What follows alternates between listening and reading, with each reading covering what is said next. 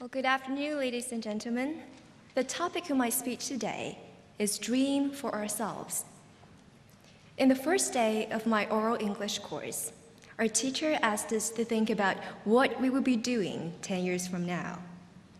Go to America and marry an American girl, a guy student said. He thought it might be one of the best ways to learn English well. I may be raising up my children with some freelance work to boot, uttered one of my roommates, who was unanimously voted by us to be our Miss Angel in the house. What about you, Richard? Our teacher turned to the walking dictionary of our class. I may be taking up your position and busy being a respected professor. The whole class roared with laughter. Our teacher laughed too. What beautiful dreams we used to have.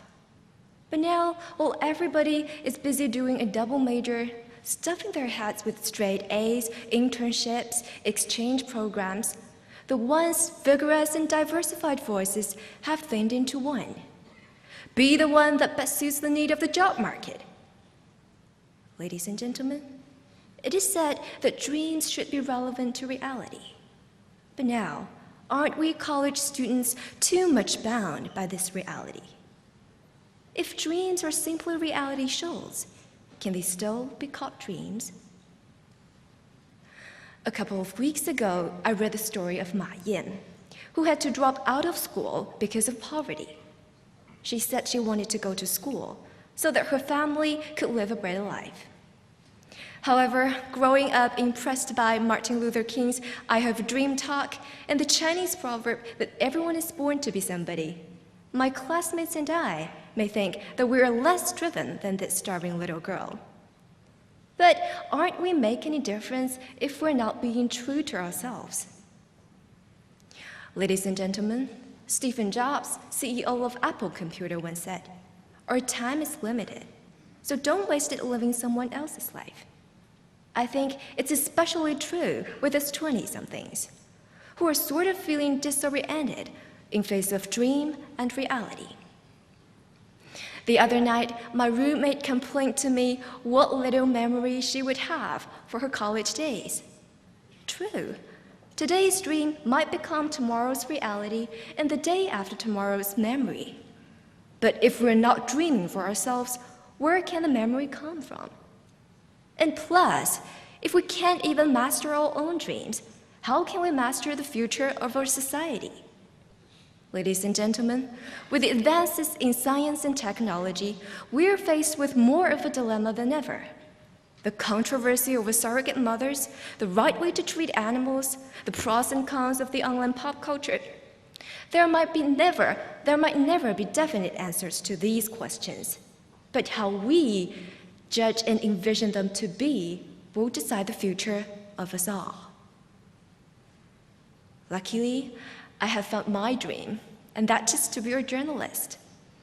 To be honest with you, it has something to do with Ma Yin, whose story was reported by a French journalist in the first place. He's the one that bridged Ma Yin's reality and her dream. I also want to be a bridge of this kind. And with this dream in mind, I know that I'll have not only a future ahead, but also a precious memory behind. This is the end of my speech. Thank you very much.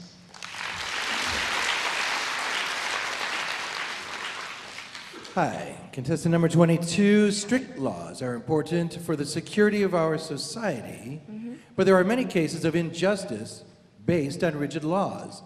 Should laws be fixed or flexible? Please explain your views with examples. Thank you very much. Well, actually, very accidentally, this morning when we were sort of imprisoned in that preparing room, actually, we had a fierce debate over law. And now I would like to share some of my thoughts with you on whether we should adopt flexible laws or fixed laws. Well, first of all, I admit that there are some cases of injustice in our society. For example, last year, there was a famous case of Wang Bingyu, which aroused great controversy in society. Actually, Wang Bingyu was a migrant worker who failed for several times to get his payment from his boss. And obviously that boss treated him very badly. He didn't send him to hospital when he was ill, and he didn't treat him with very good food, and also made him do extra work without any extra money.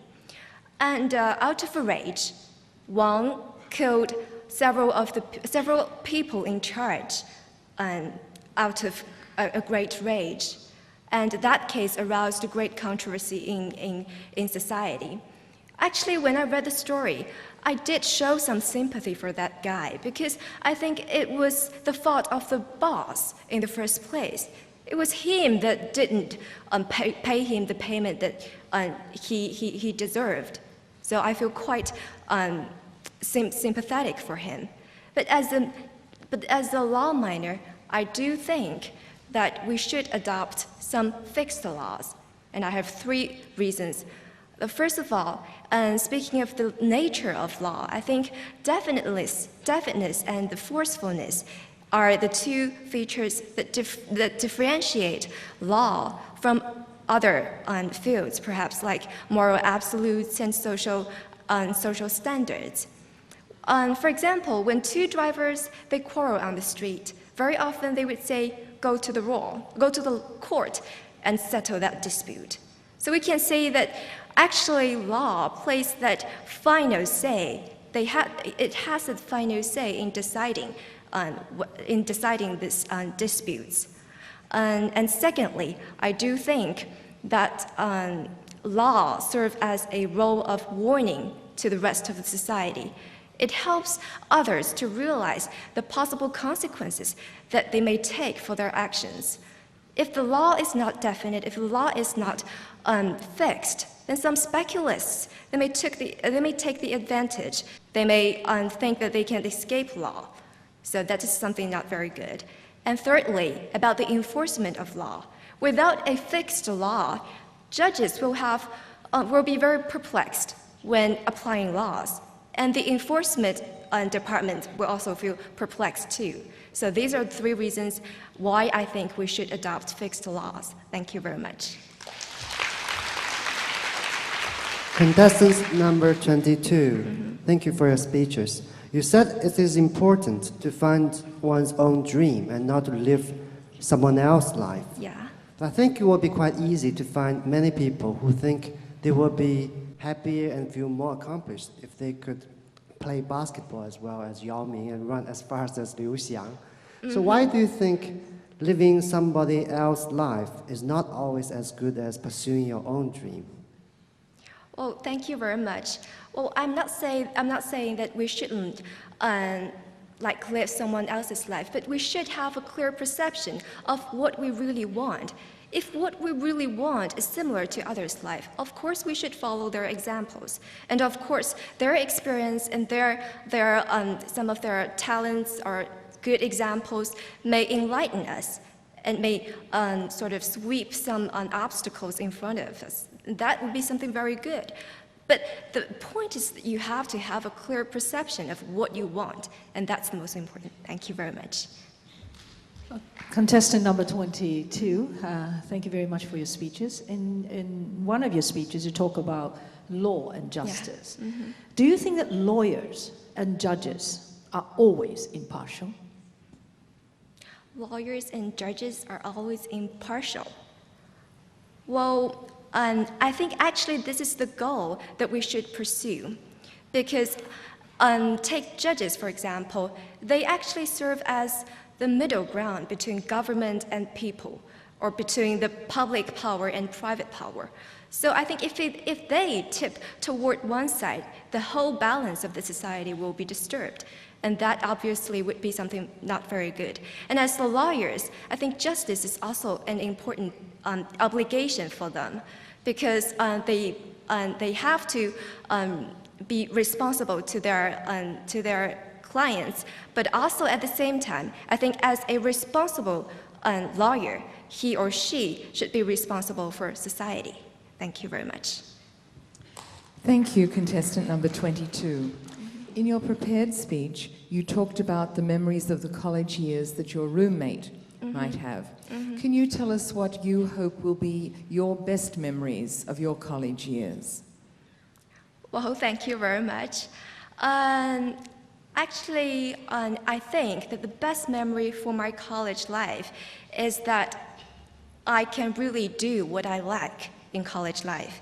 For example, nowadays we know that the studying pressure is very hard, very tight on students. But at the same time, I still think that we should do something that we like. For example, during my sophomore year, though the pressure of the academic pressure is very great, but at that time I also choose to become a member of an international broadcasting station.